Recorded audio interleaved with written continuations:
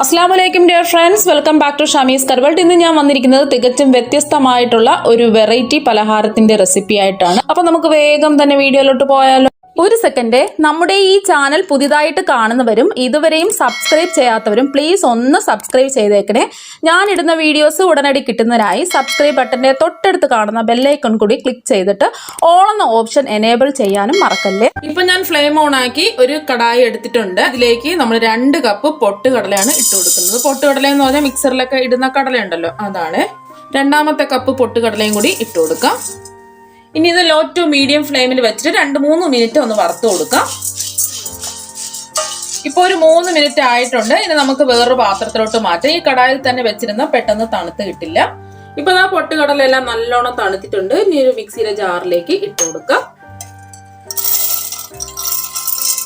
ഒട്ടും ഈർപ്പമൊന്നും ഇല്ലാത്ത മിക്സിയിലെ ജാർ വേണം എടുക്കാൻ വേണ്ടിയിട്ട്. ഇനി ഇത് നല്ലോണം ഒന്ന് പൊടിച്ചെടുത്തിട്ട് വരാം.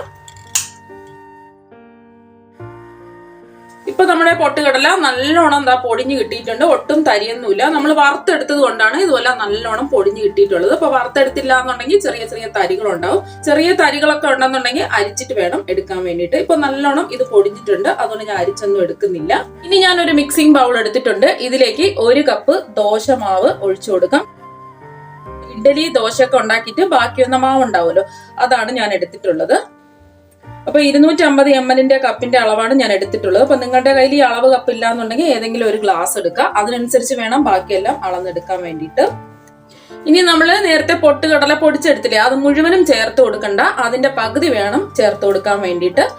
ഇപ്പൊ ഞാൻ 1/4 കപ്പ് പൊട്ടുകടല പൊടിയാണ് എടുത്തിട്ടുള്ളത്. 1/4 കപ്പ് കൂടി ചേർത്തിട്ടുണ്ട്. ബാക്കി പൊടി നമുക്ക് ആവശ്യമുണ്ട്, പിന്നെ എടുക്കാം. ഇനി ഇതൊന്ന് കുഴച്ചെടുക്കാം.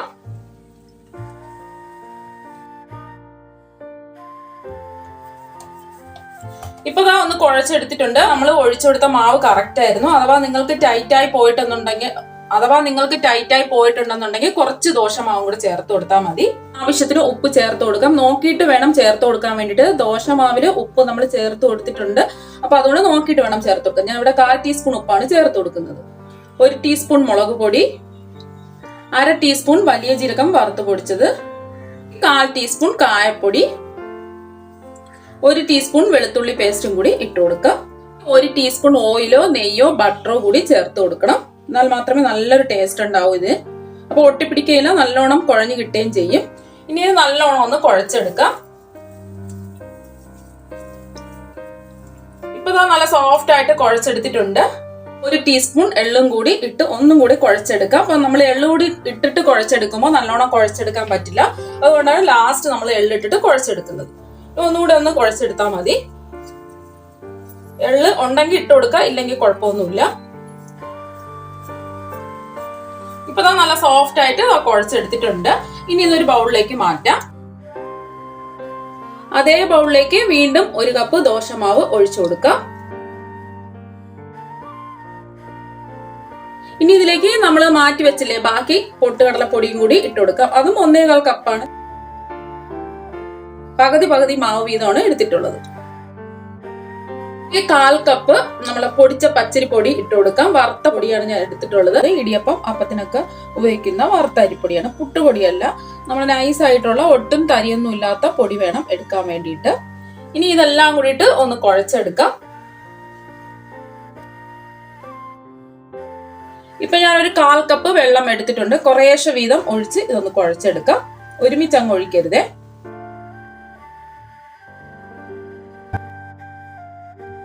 ബാക്കി വെള്ളം കൂടി ഒഴിച്ചു കൊടുക്കാം.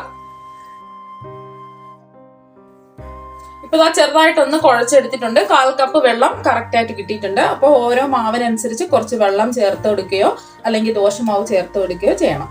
ആവശ്യത്തിനുള്ള ഉപ്പ് ചേർത്ത് കൊടുക്കാം. നമ്മൾ ദോശമാവില് ഉപ്പ് ചേർത്തിട്ടുള്ളതാണ്, അതുകൊണ്ട് നോക്കിയിട്ട് വേണം ഉപ്പ് ചേർത്ത് കൊടുക്കാൻ.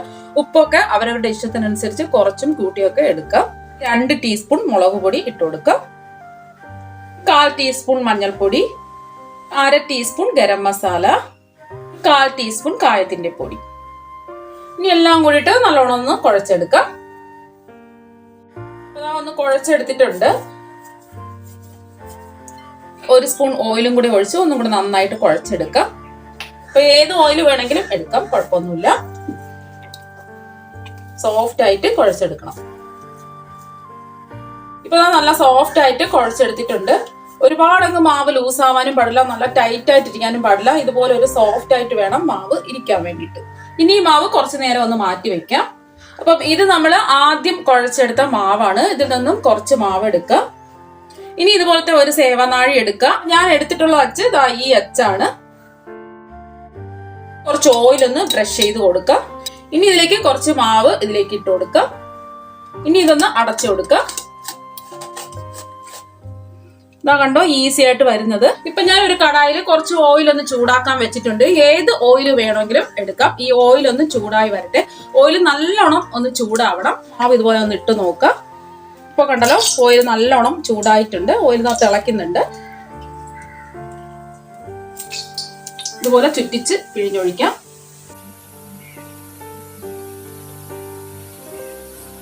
ഇത്രയും മതി. ഇത് നമുക്ക് മീഡിയം ഫ്ലെയിം വെച്ച് കൊടുക്കാം. ഒരു സൈഡ് ഒന്ന് മൊരിഞ്ഞ് വരുമ്പോ ഒന്ന് തിരിച്ചിട്ട് കൊടുക്കാം. രണ്ട് സൈഡും ഒന്ന് മൊരിഞ്ഞ് വരട്ടെ. ഇപ്പൊ ഇത് റെഡി ആയിട്ടുണ്ട്. ഇനി നമുക്ക് എണ്ണയിൽ നിന്ന് കോരി മാറ്റാം. വീണ്ടും ഇതുപോലെ നമുക്ക് ചെയ്തെടുക്കാം.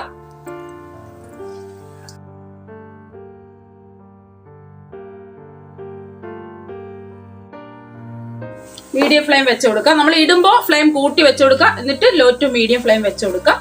ഇപ്പൊ രണ്ട് സൈഡും ഒന്ന് മൊരിഞ്ഞു വന്നിട്ടുണ്ട്. ഇനി നമുക്ക് ഇതിലേക്ക് കുറച്ച് കറിവേപ്പില എടുക്കുന്ന സമയത്ത്, നമ്മൾ ഇതിൽ നിന്ന് കോരി മാറ്റുന്ന സമയത്ത് കറിവേപ്പില കുറച്ച് വേണമെന്നുണ്ടെങ്കിൽ ഇട്ട് കൊടുക്കാം. ഒരു നാടൻ ഫ്ലേവർ ഒക്കെ കിട്ടുന്നതിന് വേണ്ടിയിട്ടാണ്. ഇത്രയേ ഉള്ളൂ. ഇപ്പൊ റെഡി ആയിട്ടുണ്ട്. ഇനി നമുക്ക് എണ്ണയിൽ നിന്ന് കോരി മാറ്റാം. അധികം എണ്ണ ഒന്നും കുടിക്കില്ല. ഇതാ കണ്ടോ, ഒഴിച്ച എണ്ണ അതുപോലെ തന്നെ ഉണ്ട്. ഒരുപാട് എണ്ണയുടെ ആവശ്യമൊന്നുമില്ല. ഇനി ഇതുപോലത്തെ ചെറിയ ഹോളുള്ള ഒരു ചില്ലെടുക്കുക. ഇനി സേവനാഴിക്കകത്ത് ഇട്ട് കൊടുക്കുക. ഇതിലേക്ക് കുറച്ച് മാവ് നിറച്ചു കൊടുക്കുക. നമ്മള് പക്കാവട ഫ്രൈ ചെയ്ത അതേ ഓയിലിൽ തന്നെയാണ് ഇതും ചെയ്തെടുക്കുന്നത്. അപ്പോൾ ഓയിൽ നല്ലോണം ചൂടായിട്ടുണ്ട്. ഹൈ ഫ്ലെയിമിൽ വെച്ച് കൊടുക്കുക. ആദ്യം നമ്മൾ ഇത് പിഴിഞ്ഞൊഴിക്കാൻ നേരത്തെ ഹൈ ഫ്ലെയിമിൽ വെച്ച് കൊടുക്കുക. ഇനി ഇതൊന്ന് പിഴിഞ്ഞൊഴിക്കാം.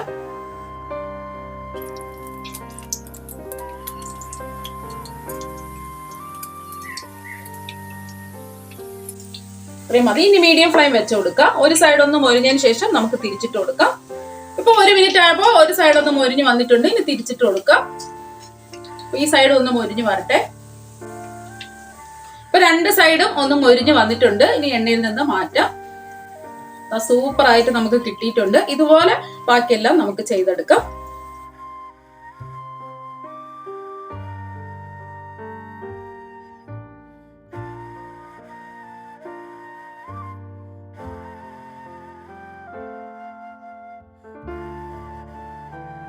അപ്പൊ വീണ്ടും നമ്മൾ ഫ്രൈ ചെയ്തെടുത്ത അതേ ഓയിലിൽ തന്നെ ഒരു 3 ടേബിൾ സ്പൂൺ വെളുത്തുള്ളി ചെറുതായിട്ടൊന്ന് നീളത്തിലരിഞ്ഞത് ഇട്ട് കൊടുക്കുക.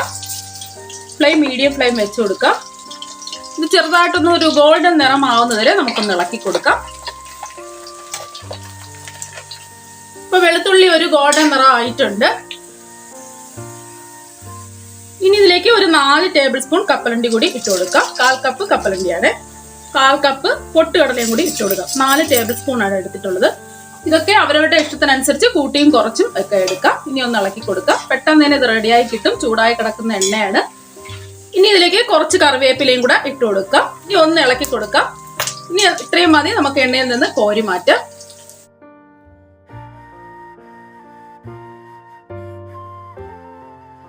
ഇപ്പൊ നമ്മൾ ഫ്രൈ ചെയ്തത് എല്ലാം കൂടിയിട്ട് ചൂടോട് കൂടി തന്നെ ഒരു പ്ലേറ്റിലോട്ട് ഇട്ട് കൊടുക്കാം. ഇനി ഇതിലേക്ക് ഒരു 1/4 ടീസ്പൂൺ കായപ്പൊടി, 1 ടീസ്പൂൺ മുളക് പൊടി, ഒരു 1/4 ടീസ്പൂൺ ഉപ്പ്. ഇനി ഇതെല്ലാം കൂടിയിട്ട് ഒന്ന് മിക്സ് ചെയ്ത് കൊടുക്കാം. ഇപ്പൊ എല്ലാം ഒന്ന് മിക്സ് ചെയ്ത് എടുത്തിട്ടുണ്ട്.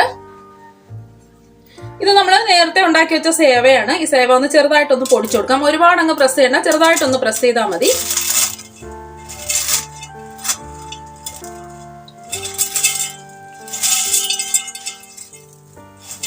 അപ്പൊ ചെറുതായിട്ടൊന്ന് പൊടിച്ചെടുത്തിട്ടുണ്ട്. ഇനി നമുക്ക് പൊട്ടുകടലയുടെയും കപ്പലണ്ടിയുടെയും മിക്സ് ഇതിലേക്ക് ഇട്ട് കൊടുക്കാം. ഇനി ഇതെല്ലാം കൂടിയിട്ട് ഒന്ന് യോജിപ്പിച്ചെടുക്കാം. ഇപ്പൊ എല്ലാം ഒന്ന് മിക്സ് ചെയ്തെടുത്തിട്ടുണ്ട്. ഇപ്പൊ നമ്മുടെ ദോശമാവ് വെച്ചിട്ടുള്ള മിക്സർ ഇവിടെ റെഡിയായി. കണ്ടോ, നല്ല ക്രിസ്പിയാണ്, കഴിക്കാനായിട്ട് നല്ല ടേസ്റ്റുമാണ്.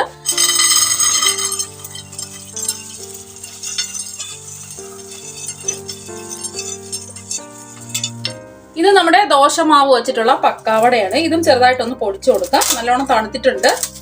ചെറിയ ചെറിയ പീസായിട്ട് പൊടിച്ചെടുക്കാം.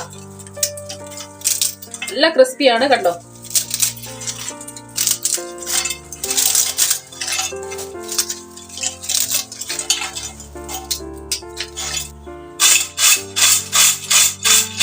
ദോശമാവ് വെച്ചിട്ടുള്ള പക്കാവടയും ഇവിടെ റെഡി ആയിട്ടുണ്ട്.